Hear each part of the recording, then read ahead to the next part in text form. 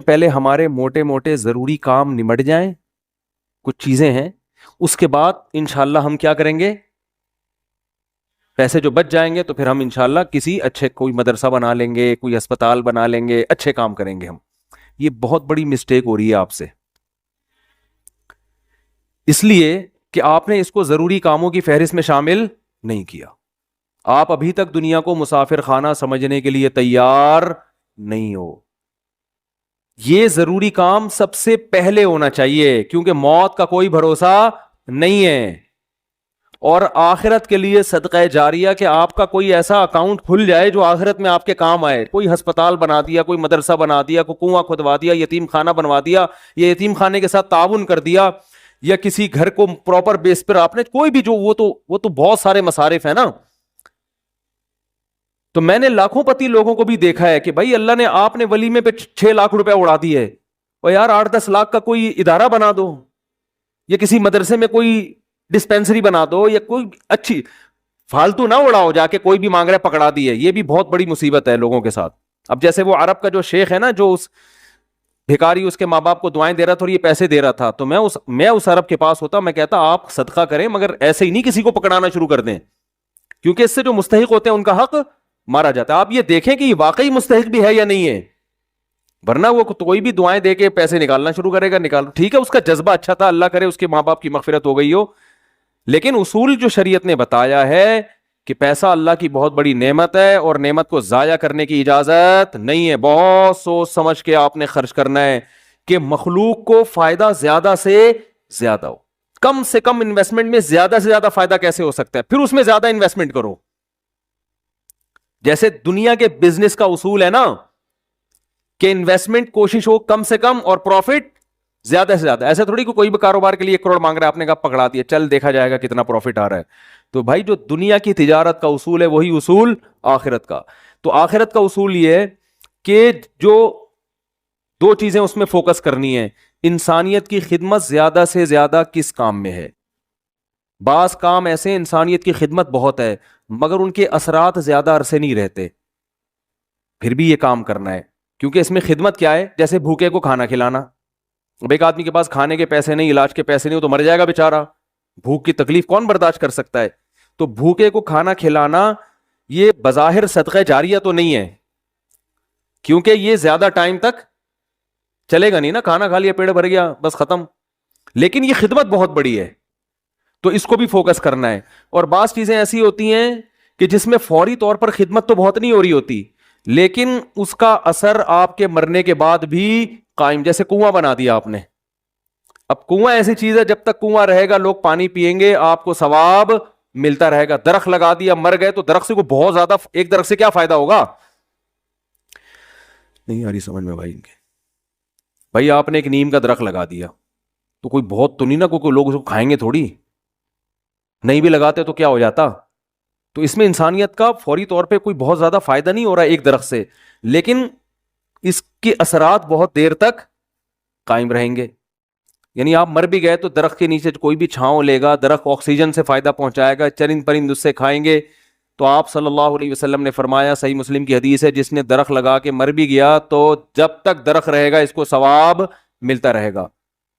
تو اس میں فائدہ تو کم ہے لیکن دیر پا ہے، مرنے کے بعد بھی یہ عمل چلتا رہے گا. تو ان 2 قسم کی چیزوں کو فوکس کرنا ہے. اور کچھ چیزیں ایسی ہیں جس میں جسمانی فائدے کے ساتھ دینی فائدہ بھی ہے، جیسے دینی مدارس کو سپورٹ کرنے کا فائدہ کیا ہوتا ہے، غریب طلبہ کو کھانا بھی ملتا ہے، علم بھی ملتا ہے، وہ عالم بن کے دنیا میں کام کرتے ہیں. تو صدقہ جاریہ بھی ہے، مرنے کے بعد وہ علماء جو کام کریں گے پھر آگے ان سے جو ہدایت پھیلے گی، پھر وہ لوگ آگے جو تبلیغ کریں گے، تو جب تک اسلام باقی رہے گا آپ کو ثواب ملتا رہے گا. لیکن اب یہ بھی نہیں کہ کسی بھی مدرسے میں اٹھا کے دے دو.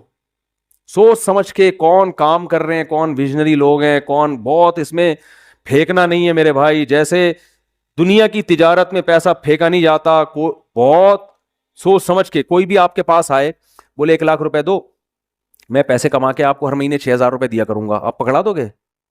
ہیں انکوائری کرو گے بھائی 1 لاکھ کہاں، کون سا کاروبار آ گیا جس میں 1 لاکھ پہ آپ مجھے 10,000 دو گے یا 6,000 دو گے. وہ بتائے گا یہ ہے، اچھا مجھے دکان دکھاؤ چل کے. پھر جب آپ کو دکان دکھائے گا تو آپ کہو گے جب 1 لاکھ پہ آپ 6,000 کما سکتے ہو تو اپنے ہی لگا لو. ہیں کیا خیال ہے بھائی؟ میرے والد صاحب نے کہا تھا جو بھی آئے نا پیسے مانگنے اور کہے کہ اس انویسٹمنٹ میں اتنا پروفٹ ہے اتنا پروفٹ ہے، آدھا تمہیں دوں گا آدھا خود رکھوں گا، تو اس سے پہلے پوچھو کہ تمہارے پاس کتنے پیسے ہیں. وہ بتائے اتنے، تو پھر پورے اپنے کیوں نہیں لگا لیتے، اس میں پورا پروفٹ خود رکھو. کیا خیال ہے بھائی؟ ہاں وہ غریب آدمی ہو تو ایک الگ بات ہے، اور اللہ کا شکر ہے مجھے اس کا فائدہ ہوا. ایک دفعہ ہوا، دوسری دفعہ والد صاحب کی نصیحت پہ عمل نہیں کیا تو سارے پیسے ہی الحمدللہ سارے ہی ڈوب گئے تھے. ٹھیک ہے. ایک دفعہ فائدہ بھی ہوا.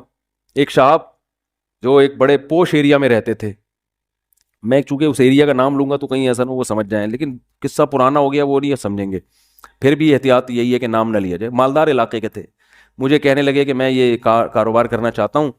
اچھا اس ایسے ایریا میں رہتے تھے کہ مجھے پتا تھا اتنے پیسے تو ان کے پاس ہوں گے ورنہ اس ایریا میں رہ نہیں سکتا آدمی. اب ایک آدمی ڈیفینس، ایک مثال دے رہا ہوں ڈیفینس کی، ڈیفینس میں رہتا ہو اور کہ میری تنخواہ 10,000 روپے، تو آپ کہو گے بھائی 10,000 والا ڈیفینس میں نہ کرائے پہ رہ سکتا ہے اور اپنا گھر ہو تو سوال ہی پیدا نہیں ہوتا، یہ کروڑوں کا تو نے گھر کیسے خرید لیا 3 کروڑ کا ہے بھائی. ہو سکتا ہے 4 کروڑ ہو. اسٹیٹ ایجنٹ والے مجھے پھر فون کریں گے آپ نے ڈیفینس کی ویلیو کیا کر دی ہے، بیان میں گرا دی ہے. تو میں مثال دے رہا ہوں، یا اب ہر بیان کو نا لوگ بڑے سینسٹیو بن کے لے رہے ہوتے ہیں، کیا آپ نے ڈیفینس میں 3 کروڑ بول دیے، ہماری تو ویلیو. تو اب کیونکہ شہرت ہو گئی ہے نا تو ہر چیز کو بہت زیادہ لوگ سیریس ہو رہے ہیں. 25 کروڑ ٹھیک ہے نا، 25 کروڑ کا. اب اس سے پھر لوگ پریشان ہوں گے، یار ہم لے رہے تھے آپ نے قیمت بڑھا دی. تو بھائی یہ محض ایک مثال ہے، مجھے نہیں پتا ڈیفینس میں قیمتیں کیا چل رہی ہیں، تو کچھ بھی لگا لو قیمت. تو آپ نے کیا کیا، بات کیا چل رہی تھی؟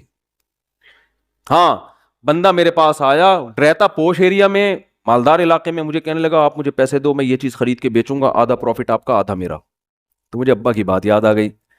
میں نے کہا جو اتنے انویسٹمنٹ آپ مجھ سے کروا رہے ہو تو یہ چیز آپ خود خرید کے بیچ دو پورے پیسوں کی، پورا پروفٹ آپ کا، مجھے آدھا کیوں دے رہے ہو؟ انویسٹمنٹ جو مجھ سے کروا رہا ہے اور آدھا پروفٹ دے رہا ہے، اس کا مطلب وہ رسک لینے کے لیے تیار نہیں ہے، مطلب ڈوبیں تو اس کے ڈوبیں، اس کا مطلب آپ کو خود پتا ہے کہ یقینی پروفٹ نہیں ہے. سمجھتے ہو کہ نہیں سمجھتے؟ تو کسی کو پیسے دینے سے پہلے جیسے انکوائری کرتے ہو نا، صدقہ خیرات سے پہلے بھی ایسے انکوائری کیا کرو، کیونکہ آپ کے پاس لامحدود رقم نہیں ہے. غیر مستحق کو دینے کا سب سے بڑا نقصان یہ کہ مستحق لوگ رہ جاتے ہیں. لوگ کہتے ہیں کسی غیر مستحق کو چلا گیا تو کیا ہے، او بھائی پھر اتنے پھر مستحقین رہ جائیں گے اس سے. اور ثواب کمانا ہے نا تو ثواب تو جب ہی ملے گا جب آپ کا پیسہ صحیح جگہ پہ جائے گا. جو غیر مستحق ہو اس کو ہدیہ دے دیا کرو بھائی دوستی یاری میں کہ چل یار گفٹ ہے. بات آ رہی ہے سمجھ میں؟ تو یہ میں اہم پوائنٹ کی بات بتا رہا ہوں کہ 2 جگہ خرچ کرنا ہے، ضرورت اور دوسرا جس کا اثر دیر پاؤ. صدقہ جاریہ بھی اچھی چیز ہے اور انسانیت کی ضرورت پوری کرنا. آپ کہہ سکتے ہیں یار ایک بھوکے کو کھانا کھلا دیا پیٹ بھر گیا تو وہ تو بس ایک ثواب ہے مخصوص مل گیا تو اب تو ختم نا، صدقہ جاریہ تو قیامت تک رہتا ہے. یہ اس لیے بتا رہا ہوں کہ ہم بعض دفعہ لوگوں کو بتاتے ہیں کہ یار یہ دیکھو یہ غریب ہے، اس کو بیوہ ہے، اس کے گھر میں راشن ڈال دو، کہہ رہے ہیں نہیں نہیں نہیں ہم تو صدقہ جاریہ چاہتے ہیں. تو یاد رکھو صدقہ جاریہ کے اپنے فضائل ہیں کہ وہ چلتا رہے گا آپ کا، لیکن بھوکے کو کھانا کھلانے کے، اس کی ضرورت پوری کرنے کے اپنے، وہ ثواب تھوڑا ہے لیکن وزنی بہت ہے. وزنی کیسے؟ حدیث میں آتا ہے قیامت کے دن اللہ اعلان کریں گے، جب میدان حشر ہوگا نا بہت سختی کا دن ہوگا تو اللہ اعلان کریں گے کہاں ہیں وہ لوگ کہ جب میں بھوکا تھا تو انہوں نے مجھے کھانا کھلایا، میں پیاسا تھا تو انہوں نے مجھے پانی پلایا، آج ان بھوکوں کو میں کھلاؤں گا کیونکہ انہوں نے مجھے کھلایا تھا. جیسے ہوتا ہے نا آپ کو بھوک لگ رہی تھی، کسی نے آپ کا اکرام کیا تو اب آپ کو کہیں وہ بھوکا نظر آئے تو آپ سب سے پہلے اس کو کھلاؤ گے نا. یار میں ٹی وی میں آ رہا ہوں کیا ہے، تھک گئے ہیں تو بیان ختم کر دیتا ہوں، بس ویسے ہی بھی ختم ہونے والا ہے. دیکھو غیرت مند انسان کیا کرتا ہے، آپ بھوکے تھے اور آسان مثال آپ کی گاڑی میں پیٹرول ختم ہو گیا، آپ نے پیٹرول پمپ والے سے کہا یار تھوڑا سا ڈال دو، پیسے بعد میں دے دوں گا میں آپ کو، ابھی جیب میں ہے نہیں. اس نے کہا چل یار ڈال دیا پیٹرول، میں اپنے پیسوں سے ڈال رہا ہوں جاؤ یار. ایک دن کیا ہوا، اتفاق سے آپ پیٹرول پمپ کے مالک بن گئے، وہ آیا گاڑی لے کے، پیٹرول نہیں ہے، لائن لگی ہوئی ہے، بہت سے غریب آ گئے بغیر پیٹرول کے نا ٹھیک ہے نا. اب آپ کے پاس محدود پیٹرول ہے تو آپ کس کی گاڑی میں ڈالو گے؟ آپ اعلان کرو گے بھائی جنہوں نے میری بائک میں یا گاڑی میں پیٹرول ڈالا تھا نا وہ بندہ آگے آ جائے, اس کو تو اس کی ضرورت تو پوری کرنی تو ایک عام انسان جب یہ کام کرتا ہے تو اللہ تو غیور ہے بھائی. تو اللہ اعلان کرے گا, بھوک اور پیاس میں لوگ تل ملا رہے ہوں گے, اللہ کہے گا سب سے پہلے ان کو کھلاؤں گا جنہوں نے جب میں بھوکا تھا مجھے کھلایا, جب میں پیاسا تھا مجھے پلایا. تو لوگ کہیں گے اللہ تو کہاں بھوکا ہو سکتا ہے؟ تو اللہ کہیں گے میری مخلوق میں فلاں شخص بھوکا تھا, تو اس کا بھوکا رہنا ایسا ہی ہے جیسے میں, کیونکہ حدیث میں آتا ہے الخلق عیال اللہ, جیسے گھر کا کوئی سربراہ ہوتا ہے نا, تو بچے بھوکے ہوں گے تو تکلیف کس کو ہوتی ہے؟ باپ کو ہوتی ہے کہ نہیں ہوتی ہے؟ تو آپ صلی اللہ علیہ وسلم نے فرمایا اللہ کی مخلوق بھی ایسے جیسے اللہ کے اہل و عیال, اللہ کا تو اہل و عیال نہیں ہوتے لیکن مثال دی ہے, ایسے ہی ہے, اللہ کو ان کی فکر ایسے ہی ہے. وہ الگ بات ہے بہت سے بھوکے مرتے ہیں, یہ اللہ کی تقدیر ہے, یہ اللہ کی حکمت ہے, دنیا کو اللہ نے ایسے ہی چلایا ہے کہ کسی کو ملے گا کسی کو نہیں ملے گا, یہ اب اس میں تو اللہ سے نہیں الجھ سکتے. لیکن اللہ اعلان کرے گا کہ میری مخلوق میرا خاندان تھی, گویا کہ اللہ کا خاندان نہیں ہوتا, یعنی میرے ماتحت تھی اور میں لوگوں کے ذریعے لوگوں کو کھلاتا ہوں, تو جب میں بھوکا تھا تو فلاں کا بھوکا ہونا ایسا ہی ہے جیسے میں بھوکا. تو اس سے پتہ چلتا ہے کسی بھوکے کو کھانا کھلانا ایسے جیسے آپ کس کو کھلا رہے ہو؟ اللہ کو. تو اگرچہ یہ صدقہ جاریہ نہیں ہے لیکن بھائی ایک نیکی ہے, لیکن یہ وزنی بہت زیادہ ہے. تو ان دونوں مدوں میں خرچ کیا کرو. کرو گے کب؟ لوگ کھلا دیتے ہیں, جو بڑا اماؤنٹ جو ہے نا, جیسے اپنی شادی بیاہ پہ خرچ کرتے ہیں, گاڑیوں پہ خرچ کرتے ہیں, مکان پہ خرچ کرتے ہیں, اس ٹائپ کا اماؤنٹ اللہ کے لیے خرچ, اللہ کے لیے بس وائپر والے کو 20 روپے. اب تو 20 ریٹ تھوڑے بڑھ گئے, ورنہ 5 پہ چل رہے تھے, وہ پھر کھلا مانگ بھی رہے ہوتے تھے. وہ پھر کیا مانگ رہے ہوتے تھے؟ ایک آدمی نے کسی فقیر سے کہا, ایک فقیر کسی آدمی کے پاس آیا کہ اللہ کے نام پہ نا پتہ نہیں کچھ چائے پلا دو یا کچھ کھانا کھلا دو. تو اس نے 100 کا نوٹ نکالا, بولا کہ 50 روپے ہیں. اس نے کہا ہاں. اس نے کہا 50 روپے دے گا واپس لے گا. اس نے کہا پہلے وہ اس سے پی لو جا کے. یہ بھی لوگوں کو جانچنے کا ایک, بھائی بھکاری سے بولے جی پہلے وہ پیسے تو خرچ کرنا تھے تیرے پاس ہیں, یہ بھی ایک طریقہ, بڑا خاندانی طریقہ ہے یہ, ٹھیک ہے نا. تو کیا بات کر رہے تھا یار, اصل میں آج میں اتنا صبح سے گھوم رہا ہوں نا, آج میں 1 منٹ کے لیے نہیں بیٹھا ہوں. صبح سے یہ کام وہ کام, ادھر ملاقات, ادھر جاؤ, فلاں ملتان سے آئے, فلاں خانے وال سے آئے, فلاں جماعت آئی ہوئی ہے, فلاں یہ ہو رہا ہے. کھوپڑی سارا دن گھوم کے نا جب بیان میں بیٹھتا ہوں تو وہ اتنے مختلف قسم کے سگنل آ رہے ہوتے ہیں کہ اس کو گچی سے پکڑنا کیا ہوتا ہے, بہت مشکل ہوتا ہے کہ یار پوائنٹ سے ہٹے نہیں. تو ہاں میں یہ عرض کر رہا تھا, جلدی سے بات سمیٹ کے ختم کرتا ہوں, کہ لوگ یہ کہتے ہیں کہ پہلے موٹے موٹے کاموں سے فارغ ہو جائیں, یہ بھی, اس کے بعد جب بچا کے بڑھاپے میں بالکل اینڈ میں جا کے اتنے پیسے کسی مدرسے کو دے دیں گے. نبی صلی اللہ علیہ وسلم نے فرمایا انسان ساری زندگی, حدیث کا مفہوم ہے, مال جمع کر کے رکھتا ہے اور کہتا ہے کل خرچ کروں گا, کل خرچ کروں گا, کل خرچ کریں, پھر جب بڑھاپا آتا ہے کہتا ہے یہ فلاں کے لیے اور یہ فلاں کے لیے. فرمایا وقت کان علی فلان, اب تو وارثوں کا حق اس پہ ہو گیا. اب تو وارث کہیں گے ابا ہمیں محروم کرنے کے لیے, اپنی تو ساری عیاشی ابا نے کر لی, اب جب ابا کا انا للہ ہونے والا ہے, دنیا سے جانے والے ہیں, اب بچوں کو نظریں ہوتی ہیں دو دکانیں ابا کی میرے حصے میں آئیں گی. چلو ابا سے ایسی لالچ تو نہیں کرنی چاہیے, لیکن بہرحال پتہ ہے کہ یار چلو ابا نے بنائی, اب ہمارے کام آئیں گی.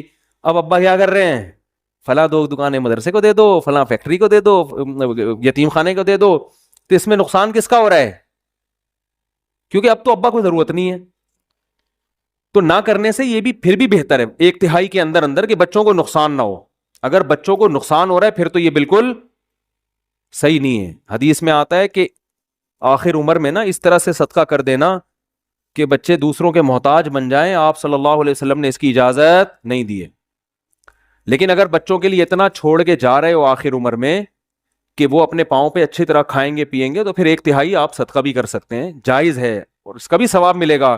لیکن میرے بھائی یہ خاندانی صدقہ نہیں کہلائے گا, اس لیے کہ آپ نے تو بھرپور عیاشی کر لی نا. آپ کی تو 4 شادیاں معذرت کے ساتھ ہو گئیں, ایک جس کی ہو گئی ان کی بات کر رہا ہوں, اور آپ کی تو جناب یہ بھی ہو گیا وہ بھی ہو گیا, سارے کام ولیموں پہ بھی اڑا دیا اور انویسٹمنٹ بھی دبا کے کر لی, کاروبار بھی ہو گیا, سب کچھ مزے تو اڑا لیے نا آپ نے. تو یہ نبی کی نظر میں افضل صدقہ نہیں ہے. افضل صدقہ یہ ہے, آپ صلی اللہ علیہ وسلم سے صحابی نے پوچھا یا رسول اللہ سب سے بہترین صدقہ کون سا ہے؟ آپ نے فرمایا وہ صدقہ ہے تأمل الغنا وتخشى الفقر, تمہیں امید ہو کہ اگر یہ پیسہ میں نے صدقہ نہیں کیا تو اس سے ڈبل بنا سکتا ہوں, پیسے سے پیسہ کما سکتا ہوں, یہ امید ہو, اس حال میں پیسہ صدقہ کرو. اور یہ بھی ڈر ہے کہ اگر کر دیا تو فیوچر میں غریب نہ ہو جاؤں. اس ملی جلی کنڈیشن میں جو صدقہ ہوگا نا وہ کیا کہلائے گا؟ خاندانی صدقہ. سمجھ میں نہیں آ رہی بات؟ تو اس لیے صدقات و خیرات میں یہ نہیں کہہ رہا, یہ تو حدیث میں بھی منع ہے کہ اتنا کر دینا کہ کل لوگوں کے محتاج بن جائیں, یہ تو جائز ہی نہیں ہے نا, کہ اپنے ضروری جو بیوی بچوں کے ہیں وہ تو بہرحال, لیکن صرف اتنا کر لیں کہ آپ جب یہ کہتے ہیں نا کہ میرے یہ چند ضروری کام ہو جائیں تو پھر میں یہ کروں گا, یہ الفاظ غلط ہیں. آپ یہ کہیں کہ میرے چند ضروری کاموں میں ایک اہم ترین کام یہ بھی ہے, تو یہ والا کام بھی ان ضروری کاموں کی طرح ترجیحی بنیادوں پہ کرنا ہے, اور یہ چند ضروری کام جس میں یہ بھی ہو جائیں تو پھر میں کیا ہو جاؤں گا؟ فری, پھر میری مرضی میں جہاں چاہے صدقہ کروں. بہت مشکل ہے بات سمجھانا. تو بڑی انویسٹمنٹ جیسے بزنس پہ کرتے ہیں, بڑی انویسٹمنٹ جیسے شادی پہ کرتے ہیں, بڑی انویسٹمنٹ جیسے اپنے بچوں کی ایجوکیشن پہ کرتے ہیں, ایسے ہی ایک آدھ بڑی انویسٹمنٹ آخرت کے لیے بھی کرنی چاہیے. سمجھا پا رہا ہوں اپنی بات کو؟ لیکن وہ خاندانی انویسٹمنٹ ہو, مرے تو پتہ چلے کہ یار ایک ہسپتال ہے چل رہا ہے بھائی غریبوں کے لیے. سمجھتے ہو یا نہیں سمجھتے ہو؟ دیکھو گورے بھی بڑی بڑی انویسٹمنٹ کرتے ہیں لیکن ان کا کوئی بچوں کا ان پہ ٹینشن نہیں ہوتی نا, نہ بیوہ کا خیال ہے ان کو, نہ بچوں کا خیال ہے. آپ کے لیے صدقہ کرو گے ثواب ملے گا, کیونکہ آپ تو پوری فوج چھوڑ کے جا رہے ہو اگر میرے بیان سنتے ہو. کیا خیال ہے؟ ٹھیک ہے نا, پوری فوج ہے آپ کی. تو دونوں. اور پھر عجیب بات ہے, آپ نے اس نیت سے نہیں کرنا کہ ریٹرن ملے گا, اسی نیت سے کرنا ہے کہ میں نے جو خرچ کیا وہ گیا, ختم, بس دنیا میں نیکی کر دریا میں ڈال. لیکن ویسے میں ایک جنرل نالج کے لیے بتا رہا ہوں کہ اللہ ڈبل کر کے دیتا ہے واپس, بلکہ اور بڑھاتا ہے, پھر دیتے جاؤ گے بڑھاتا جائے گا, دیتے جاؤ گے حدیث میں آتا ہے ما نقصت صدقۃ من مال, صدقے سے مال میں کبھی بھی کمی نہیں ہوتی نہیں ہے. لیکن آپ نے یہ نیت نہیں کرنی, آپ نے یہ نیت کرنی ہے کہ میں دے رہا ہوں اور مجھے نقصان نہیں ہوگا اس کا, میرا کاروبار بھی کم ہو جائے گا اور میرے گھر میں بھی تھوڑا خرچہ کیا ہو جائے گا. یعنی میری اپنی بیوی بچوں سے تو خرچہ مت روکو, ان کو نہ بھیٹ چڑھاؤ اپنے توکل کی, ٹھیک ہے نا. اپنا, میری گاڑی تھوڑی سی سستی ہو جائے گی, یہ ہو جائے گا وہ ہو جائے گا, اپنے اوپر تو رکھ کے سب کچھ کرو. یہ نیت یہی کرو کہ یار کم ہی ہو جائے گا. لیکن ویسے میں جنرل نالج کے لیے بتا رہا ہوں کم ہوتا نہیں, کیونکہ اگر آپ نے نیت یہ کر لی نا کہ بڑھ جائے گا, پھر نہیں بڑھے گا, پھر نہیں بڑھے گا. اور اس میں بات چاہ کے کمپلیٹ ہو جائے, لیکن اس میں آپ نے یہ دیکھنا ہے آپ میں توکل کتنا ہے. صحیح ہے نا. کل آزمائش آئی تو ایسا نا یار مجھ سے آپ کا بیان ہی گلے پڑ گیا یار, تو کوئی بات نہیں, پہلے یہ والے بھی کر لو پھر کر لو, تو خاندانی نہ ہو, غیر خاندانی صدقہ بھی ہو تو چلو صدقہ تو ہو گیا نا. تو خاندانی صدقے کے لیے تھوڑی سی کھوپڑی بھی خاندانی ہونی چاہیے, تو یہ ظرف بھی ہونا چاہیے اسی حساب سے, تو اپنی حیثیت دیکھ کے. لیکن میرا مقصد صرف یہ ہے کہ یار کچھ تو انویسٹمنٹ آخرت کے لیے بھی جوانی میں جب آپ کو ضرورت ہے, بڑھاپے کے لیے نہ رکھو. بڑھاپے میں اللہ اور توفیق دے دے گا. اور صدقہ ایسی چیز ہے جس کو ایک دفعہ عادت پڑتی ہے نا پھر ہاتھ رکتا نہیں ہے اس کا. آدمی بعض دفعہ ایک بڑا اماؤنٹ خرچ کرتا ہے کہ یار یہ میں بڑا اماؤنٹ خرچ کر رہا ہوں بس تاکہ ایک دفعہ ہو جائے, کل مروں کوئی بھروسہ نہیں, کل مر جاؤں تو صدقہ جاری ہوگا. تو ایک دفعہ کرو گے نا, عادت ایسی پڑتی ہے اس کی, پھر کل دوبارہ یہی سوچ کے دوبارہ کرو گے. یہ اللہ کی طرف سے ایک نعمت ہے کہ جو کرتا ہے پھر اللہ اس کو صدقے کرنے کی توفیق دیتا رہتا. تو یہ سب سوچ سمجھ کے. تو ہاں اچھا, اس میں پھر دو کام کرنے ہیں. کچھ صدقے تو پبلک کو دکھا کے کرنے ہیں, اپنے بچوں کو بھی بتاؤ, بیوی کو بھی بچاؤ, بھائی کو بھی بتاؤ, رشتہ داروں کو بھی بتاؤ, کیونکہ قرآن میں جگہ جگہ آتا ہے کہ نیک لوگ چھپا کے بھی صدقہ کرتے ہیں اور علانیت. دکھانے کا فائدہ یہ ہوگا پبلک کو ترغیب ہوگی کہ یار اس نے جب یہ ہسپتال بنا سکتا ہے, مدرسہ بنا سکتا ہے, یتیموں کی مدد کر سکتا ہے اور نہیں مرا ماشاءاللہ کھا رہا ہے, کچھ ہمیں بھی عبرت حاصل ہوگی کہ نہیں ہوگی. بچوں کو جب بتاؤ گے تو بچے کہیں گے یار میرے باپ نے اتنا کچھ کیا, جب وہ باپ بنیں گے تو ان کا بھی دل چاہے گا. تبھی میں لوگوں سے کہتا ہوں اپنی بہنوں پہ خرچ کیا کرو لفافے میں, اور بچے کو بتاؤ دیکھو میں نے پھپھو کو تمہاری اتنے پیسے دیے, شو مارنے کے لیے نہیں, تاکہ وہ بھی آپ کی بہنوں آپ کی بیٹیوں پہ, جب آپ اپنی بہنوں پہ اپنی اولاد کے سامنے خرچ کرو گے تو آپ کا بیٹے کو خیال ہوگا کہ یار مجھے بھی جب میری ارننگ آئے گی تو مجھے بھی اپنی بہنوں کا خیال کرنا ہے, ہماری یہ پرمپرا ہے, ہمارے خاندان میں مرد عورتوں کا خیال کرتے ہیں. آپ کیا کرتے ہو, کبھی ایک دھیلا بچے نے نہیں دیکھا کہ آپ کی جیب سے اس کی پھپھو کے لیے نکل رہا ہو. ٹھیک ہے نا, نصیحتیں آپ کی صبح شام ماشاءاللہ ہول سیل کے حساب سے چلتی رہتی. بچے کو سمجھاتے رہتے ہو غریبوں کا خیال کیا کرو, بوڑھے ماں باپ کا خیال کیا کرو. بچے کو پتا ہے فری پھوکٹ کی نصیحتوں کے علاوہ ابا کے پاس کوئی کام نہیں ہے. فری پھوکٹ کی نصیحت, جب آئیں گے گھر میں ٹارزن بن کے, کہتے تو نہیں ہے لیکن دل میں یہی ہوتا ہے, یہ کر لو, یوں نماز کیوں نہیں پڑھتا, یہ کیوں نہیں کرتا, یوں کیوں نہیں, ویڈیو گیم کھیلتا رہتا, پٹاخ تھپڑ لگایا, یہ کر رہا ہے وہ کر رہا ہے. بچے کو پتا ہے ابا کے پاس فری پھوکٹ کی نصیحتوں کے علاوہ, وہ ہمارا فلاں ماموں بیمار تھے, ابا نے ایک دھیلا نہیں نکالا جیب سے. امی کی طبیعت خراب ہوتی ہے تو ابا کے پاس ہسپتال لے جانے کا ٹائم نہیں ہے. نصیحتیں جتنی مرضی کروا لو, نصیحتیں بھی کریں لیکن نصیحت سے زیادہ عمل. بات آ رہی ہے سمجھ میں؟ ایک صاحب تھے, وہ نا بہت زیادہ صدقہ کرتے تھے, امریکہ میں ہیں وہ. میں نے ان سے پوچھا, میں نے کہا یار آپ ہر مہینے کچھ نہ کچھ کرتے رہتے ہو اتنی, اور وہ ایسی قوم سے تھے جو کنجوسی میں مشہور ہے. میں نے ان سے پوچھا آپ کی قوم کیا ہے؟ میرا خیال تھا کوئی سید ہاشمی قریشی ہوں گے, کوئی وہاں کے مکہ مدینہ کے اتنے سخی. تو انہوں نے کہا یار ہم وہ قوم کا نام لیا جو کنجوسی میں جس پہ لطیفے بنے ہوئے ہیں. میں نے کہا اس قوم کے ہو کے آپ اتنے ماشاءاللہ؟ تو انہوں نے کہا یار میرے باپ کو ہم نے بہت صدقہ کرتے ہوئے دیکھا ہے, تو بس ہم نے ابا سے سیکھی, ہماری یہ بلڈ میں یہ چیز شامل ہو گئی ہے, نہیں کرے تو ہمیں سکون نہیں ملتا. میں نے کہا یار بڑے خاندانی ہو. میں نے کہا یار کبھی آپ کو دکھاؤں گا بھائی, اس قوم پہ لطیفے بنانا چھوڑ دو. قوموں پہ لطیفے ہیں نا, ایک قوم بڑی کنجوس مشہور ہے, ان کے ہاں جب بچہ پیدا ہوا نا تو سب آئے مبارکبادی کے لیے, سارے جمع ہو گئے. تو بچہ کہتا ہے ابھی سارے یہاں جمع ہو گئے, دکان پہ کون بیٹھا ہوا ہے؟ تم سب یہاں گئے مبارکباد دینے کمبختوں. یعنی اتنی اللہ نے اس بچے کو قوت گویائی عطا فرمائی,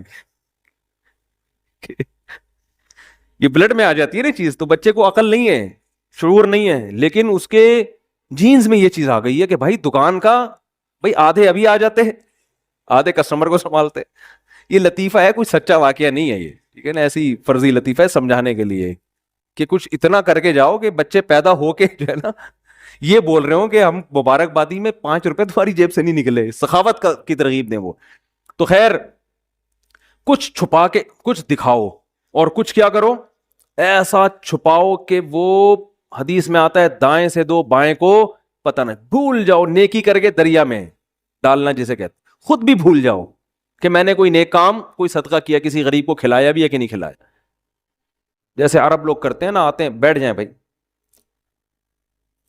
بیان ختم ہو جائے پھر کرنا سوال, ٹھیک ہے, بیان ختم ہو جائے. تو جیسے عربوں میں ہے نا کہ دائیں ہاتھ سے دیتے ہیں ایسے, بعض فقیروں کو وہ یوں کرتے ہیں جیب میں ڈال دیتے ہیں, یوں کر کے نکل جاتے ہیں. اس فقیر کا سامنا بھی نہیں کرتے کہ کہیں یہ نہ دیکھ لے, اور پھر یہ جب ملے گا تو جھک کے ملے گا, یہ بھی نہ ہوگا. ایسا دو کہ کسی کو بھی پتہ نہ ہو, جس کو حدیث میں کہتے ہیں لا تعلم شمالہ ما تنفق یمینہ, دائیں ہاتھ جو خرچ کر رہا ہے بائیں کو بھی پتہ نہ چلے. اس سے پتہ چلتا ہے دیتے ہوئے کون سا ہاتھ استعمال کرنا چاہیے, دائیں. لیفٹ ہینڈ سے لین دین کرنا یہ شریعت میں پسندیدہ نہیں ہے. میری تو عادت ہے, کوئی دکاندار بائیں ہاتھ سے پیسے پکڑاتا, میں کہتا ہوں بھائی کیوں نحوست ڈال رہا ہے اس کے اندر, اس کو ہاتھ چینج کر کے سیدھے ہاتھ سے دے دے. مجبوری ہو تو ایک الگ بات ہے, آپ ڈرائیونگ کر رہے ہیں تو پھر اب یہ تو نہیں کہ وہ جو ہے نا ایک ہاتھ سے گیئر پکڑا ہوا ہے ہاتھ چھوڑ کے جی تو کھڈے میں گر گئی گاڑی. تو مجبوری میں لیفٹ ہینڈ استعمال کیا جائے گا. مجبوری میں الٹے ہاتھ سے کھانے کی بھی اجازت ہے مجبوری میں, لیکن نارملی ڈرائیونگ میں آپ الٹے ہاتھ سے مجبوری ہوتی ہے بعض دفعہ, بعض لوگ رائٹ ہینڈ سے صحیح اسٹیئرنگ پہ قابو رکھتے ہیں, لیکن نارملی نہ دائیں بائیں سے لیفٹ ہینڈ سے کھانا چاہیے, نہ لین دین کرنا چاہیے. مفتی طارق مسعود صاحب کے بیانات سننے کے لیے youtube.com/مفتی طارق مسعود کو سبسکرائب کریں, اور اگر آپ لائیو ویڈیو کو کبھی بھی مس نہیں کرنا چاہتے ہیں تو سبسکرائب کرنے کے بعد بیل آئیکن پہ کلک کرنا مت بھولیں. جزاک اللہ.